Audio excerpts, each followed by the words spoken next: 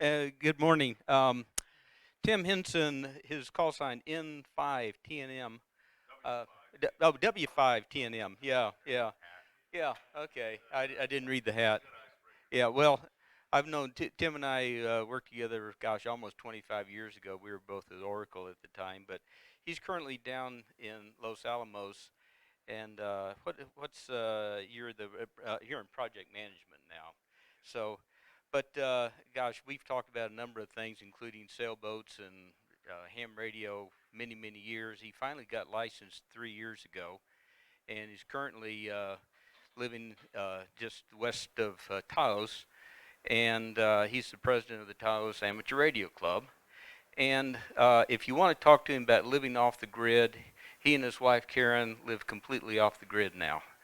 So, but I was talking to Tim and exchanging emails, and he wanted to get local students involved in ham radio, and so he was able to get a grant through uh, the Amateur Radio Club there, actually from a federal entity, U.S. National Lab in Los Alamos, and they funded a number of Anytone 868 radios and got involved with DMR. And so he's going to talk about the getting the grant and the classes, etc. So with that, I'll turn it over to Tim. All right, thank you, Bill. Where am I going to be? Back here? Somewhere with this. Okay. Will we be able to see slides? Yeah. Okay. Very good. Oh, that's it. Yeah, so I always had a desire in to get a ham license. I think it started in the 60s when I was in the 70s when I was watching the World War II movies, the guys on the islands, doing CW. And so it took me a little while to get there, but I finally made it. So let's go to the next slide, please. Yeah, so the Taos Club, it was a it's still a tiny club, but there was a prior club. It dissolved. We have repeaters on multiple mountains. A couple shacks are above 10,000 feet. In fact, Saturday next week, we're taking a couple work groups up to do some work on those. So we have really great coverage. We operate out of the Taos County Emergency Operations Center. We started out years ago before I got there. 2012 is when they started out with a little grant from Homeland Security to get some basic equipment in the house and start computing. So nothing else really happened. A 501c3 occurred. We didn't realize at the time what that was going to do for us, but we're all happy and celebrated. And so we went ahead and did that.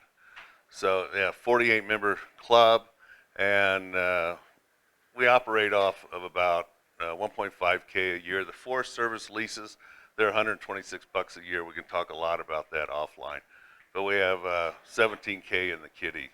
And so next slide, please. And I will thank Joe for running through the names here when we did the intros, because the very last club meeting I was in 1990, there was a guy sitting to my right, so know who's on your right side. This is not on the slide, okay? At a Golden Corral, all right, and we did 50 weeks of navigation training, 50 weeks for sailing. And at the end of the class, I said, somebody asked me if I knew who this Graham was. On my right-hand side, it's like, yeah, Graham. I've been sitting with him for 50 weeks. That was Alexander Graham Bell III. He was, yeah, he was a PhD double E. This was a Texas Instruments sailing club. So that was my lead in, but I thought I had to throw it in since I'm in the Golden Corral. All right. So, yeah, so we started exploring grants. The individuals there, like a lot of folks here, probably, have a lot of radio equipment. So we wanted to really find out what we could do, what the grant possibilities were for us. Yeah, I work at Lano. Had to do a non-compete.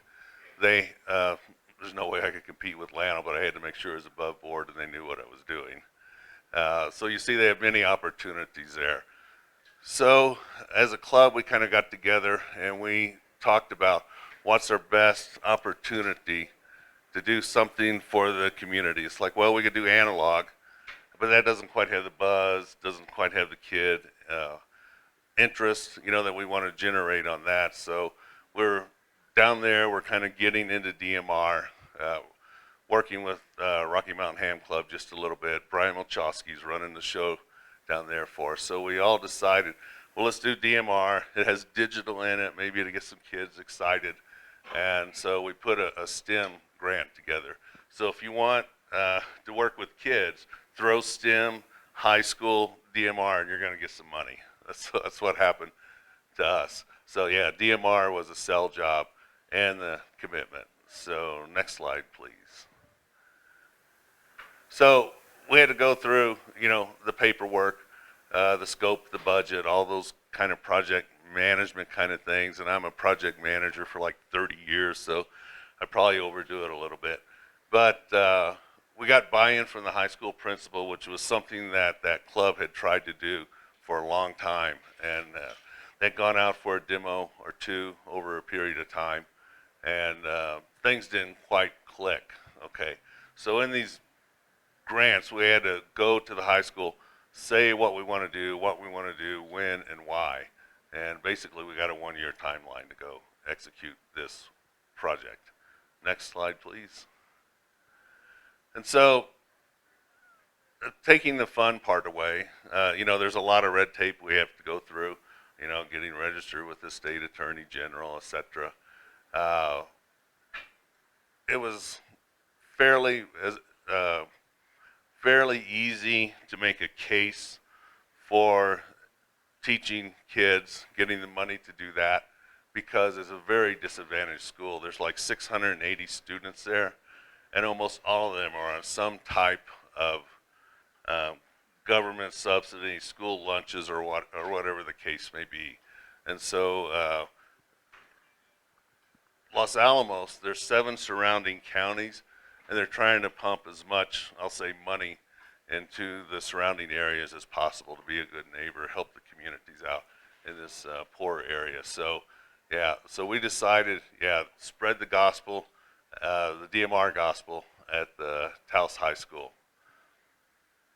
We created a curriculum on what we will train and how we will train them, the training topics. We'll see that in a minute here. We decided, since we didn't want to go through all the formality, and all of us had jobs or other activities we were involved in, we were going to run this as an intramural event. So we've got co-sponsors within the club.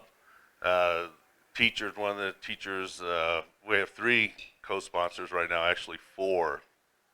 Just picked up another one allegedly this week. And so running it as a kind of a club intramural event is the way that we decided to do it without going through the formality of setting a complete program together with all those check boxes that teachers have to do that we don't know. They often do that for multi-years, but we were doing it for a project, so we didn't want to overload ourselves. The grant was for $5,000. Right out of the gate, we know that we're at a deficit, $970. Okay, we're going to cover that within the club. We have folks that help out. One of our goals is really create a self-sufficient, ongoing training environment within the high school, basically a STEM DMR program. Try and catch the kids when they're young, and some of them will go on, like, look at how many years it took me to get to ham, but let's start them early, and maybe they won't drift away so long for so many decades, and be there and help us work. So next slide, please. Yeah, so the digital catchy, that was good. We kind of lucked out. As I said, we had multiple runs in the past at the high school. Various folks tried various things, and it never really clicked. But we're lucky that the principal's father, a silent key, she grew up in a ham house, and she is going to get her license. She doesn't currently have them, but they had the tower in the backyard, the neighbors complaining, all that kind of stuff. So she pretty well knows what she's getting into it. We committed to getting 18 students licensed, 3 staff members to test them, etc. You can come on over, don't worry. All right. we're not going to stop it at 18 students. Go ahead, Joe. Don't want to deny your coffee. All right. Okay. So, yeah. So if we get more than 18 students, and we did open this up down to the junior high level. We have folks in the club that we're going to provide ultimately those 868 radios that we bought. I did check with Brian Molshowski and to make sure they were compatible. I know out there on the website, there's some don't buys. We felt pretty sure, pretty confident with the Anytone 868. So there's a lot of folks in the club that are going to the Anytones. We're going to buy some more on another grant that we have. But that's kind of getting to be like our baseline HT there. Sure. What is a bridge Oh, okay. So we bought 21 of these in one thing, and this may be something you all can do as well. Oh, yes. Okay. The question is, what is a Bridgecom affiliate? Since we bought 21 Anytones, we were offered an affiliate by Bridgecom. I think I said Tone. Bridgecom Systems, something a lot of you probably have purchased from. And they gave us a code, and I put it on our website. And any purchase that uses that code, we get 10%. The club gets 10%. So if you're not doing that, look at doing that. And it doesn't cost you any additional. It's the same flat price they have on there. It's a program, Cody, that you see on many of the YouTubes. He runs that. So yeah, that's we have some the plus threes we're going to buy on another grant, so we'll be using that. So yeah, putting money right back into the kitty from our grants, very legitimate, and helps us all out. So our approach is crawl, walk, run, simplex. Okay, get the kids talking together on simplex. Walk, some local repeaters. We have an old analog repeater, and we're going to buy a new DMR repeater and put that up. Where we're going to put it, we quite haven't decided yet. And the run, and talking to Brian, we didn't want to overrun Rocky Mountain Ham Club with a lot of inexperienced operators, but I talked to Brian, and if they're mature enough, this is a TBD, if they're mature enough, they can handle it. We'll make that doorway there. Another way to make that doorway is make each individual kid program their own code plug. And there's a little more about that. Yeah, if they get that far, if they're that dedicated. But we have a code plug approach. We'll get to that one here in a second, okay? Yeah, additional scope outside of that original grant is the repeater and HF station for the high school. So they definitely have an interest for that. So, all right, next slide, please. Okay. So, yeah, one thing leads to another. Grant makers pick investments most likely to succeed. One of the approaches, we have all these people that can give tests, et cetera. A lot of VEs. For us, a lot of VEs. I think we have 7 out of a club of 48. STEM is always a good bet. So we took the experience from Grant 1 and immediately got a second grant for 12.8 from a private foundation. And that's where we put in additional funds because we're already $970 short of the original grant for the DMR repeater there. And then equipment for a second site that we have, that we think that we're getting. I think there was a walkthrough yesterday. The shortest version is we're in the county emergency operations center. We're trying to create friendly competition between the county and the city. And the city's supposed to give us the old police station with an 80-foot tower, and a trailer. So we're kind of looking forward to that. Yeah. So part of the HF station, we had a silent key. The widow, we went over gave her what she asked, which is about 25 cents on the dollar, and multiple stations. Right now we have so much equipment is stacked up, we don't have any place to put it. So that's why we hope we get the police station, because they have good locks there too. So let's go with next slide, please. So the curriculum, what we're going to teach them, how we're going to teach them. It's based on the ARL tech book. Okay, so buy a book for everybody. We know that's boring. We know that's going to hold their focus for about 15 minutes. There's pictures in it, so that's a good thing. So ham test online. If you do anything with kids, they gave us a super good rate, $10 for kids under 18. So if you get into the teaching of the youngsters, they have a program for that. So yeah, that is really good. We're real happy about that. I asked for free, okay, but I didn't get it. And when you start doing these things, you ask for free. The late Don Rumsfeld, I asked him for $25,000 when he was still alive. I didn't get it. He lives in our area, but you got to ask too, you know. And a lot of times you'll get something. So yeah, what we're gonna do, we have quite a list of workshops, just getting the FRNs. When you get kids together, that's a little lab amongst themselves. Okay, test, and we haven't done the testing yet. All right, teach programming analog with chirp, pretty simple. All right, and it comes back. It's yet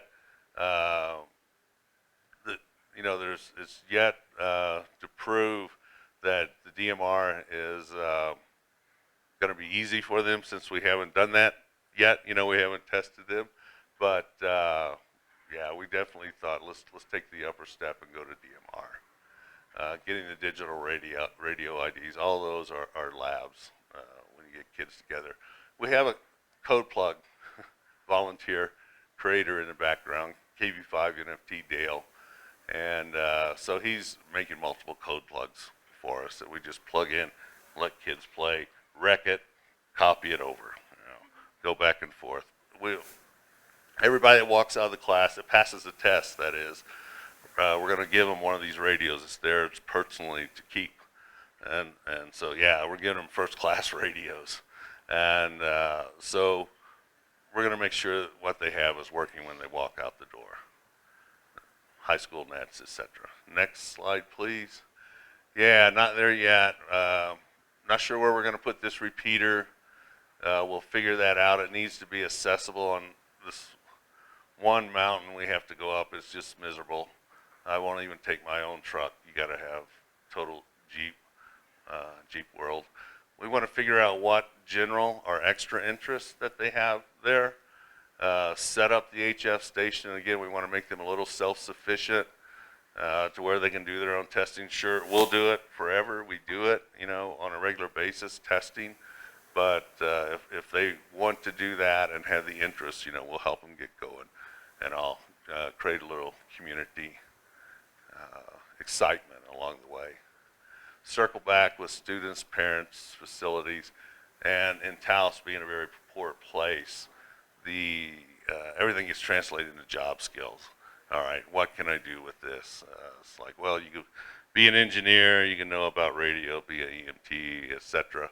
But yeah, they want to know you can work for the Forest Service. You can go with your family and cut wood. Someone gets hurt, you can save their life maybe. So that's it, using DMR as a STEM foundation for the community. And next slide, please. So visibility leads to opportunity. Dale, our code plug lead guy, he wrote a half-page article in Taos News on Field Day, did some things at the Chamber of Commerce. But the interesting thing is he got an invitation from the Taos Pueblo, with the radio club did, and he was the one that went out there primarily, took lead on it. And so he assembled a teaching program, demonstrations. We did apply for a small grant for that, but he did radio demonstrations just recently with the summer school that they're having there, trying to get the repeater concept. A couple folks with Echolink. Oh, these were grade schoolers, by the way, and they had issues. with the PPT button, knowing when to push the button and the talk, that whole coordination thing, you know. So that was a learning event for them. And then I thought this was like totally out of the box and really great. CW drums for their native language. Go to the next slide, please. I want to see if this whiteboard comes out. So this is Dale. We couldn't take pictures of the Pueblo. We couldn't take pictures of the kids. There's some with their backs, but it's on the whiteboard there. He has Tiwa and CW spelled out. He got the kids to write their name and try and translate it into CW. These are like 8-year-olds, right? Okay. And he has a picture of the mountain there and all. And then you see on the table a drum, and he was trying to drum out their native language, and the native language teacher for the Pueblo was there, and a former dispatcher from 911.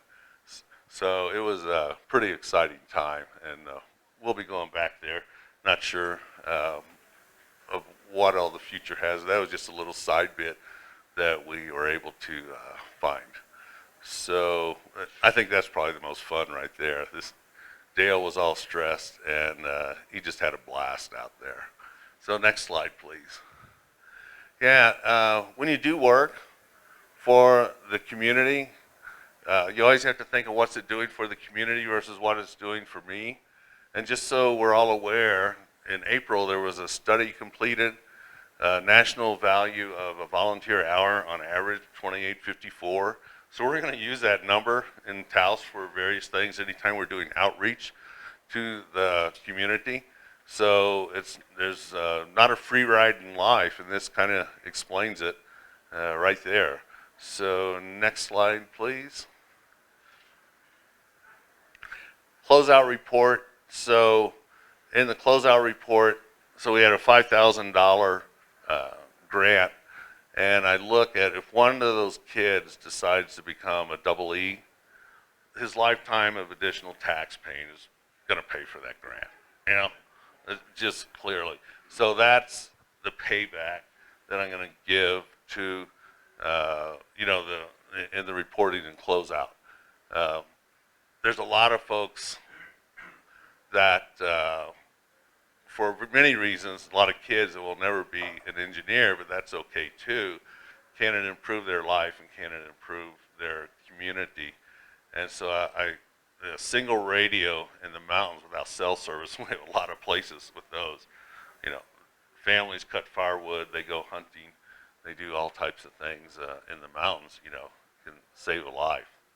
A helicopter flight's $88,000 to the big hospital in New Mexico, you know, from our little town. So yeah, there's value. And these are just sources of where we have surfed and tracked down grant opportunities. Next, and I think, yeah, that's the end. This presentation was brought to you by the Northern Colorado Amateur Radio Club. For more information, visit our website, ncarc.net. Thanks for watching, and don't forget to like and subscribe.